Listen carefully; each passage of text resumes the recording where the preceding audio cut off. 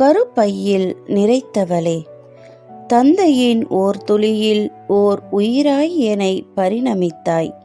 நின் மாதவிடாய் சுழற்சியினை வாராமல் நிறுத்தி வந்தமர்ந்த என்னை வரமென ஏற்று 2 திங்கள் சுகமாய் சுமந்தாய்.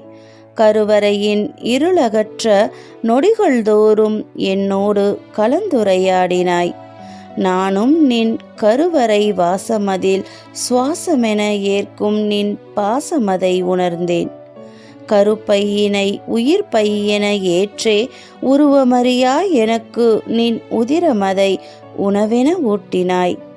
மழலையாய் உந்தன் கைகளில் தவழ்கையில் வாரி அணைத்து நின் வெண்ணிறக் குருதியினை தாய்ப்பாலென ஊட்டினாய். அழகு குறையுமென்றோ ஆரோக்கியம் கெடுமென்றோ நினையாமல் கதறி அழும்போதெல்லாம் பதறி துடித்து பசியாற்றினாய். தாய்மையால் என்னை மெருகேற்றினாய். அன்பின் ஆழமதில் திளைத்து உணர்வுகளோடு வாழும் கலைதனையும் இனிதே கற்பித்தாய். யாதுமாகி நின்றாய். உனது தாய்ப்பாசத்திற்கு ஈடென்று வைத்திட ஏதுமில்லை என்னிடம்.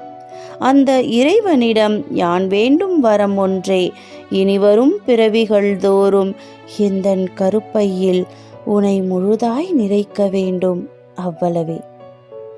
கவிதை ஆக்கமும் வாசிப்பும் கவிஞர் சசிகலா திருமால். இது உங்கள் அபிமான யாழிசையால் சேனல். இந்த வீடியோ உங்களுக்கு பிடிச்சிருந்தா லைக் பண்ணுங்க, கமெண்ட் பண்ணுங்க, ஷேர் பண்ணுங்க, மறக்காம சப்ஸ்கிரைப் பண்ணுங்க ஃப்ரெண்ட்ஸ். நன்றி, வணக்கம்.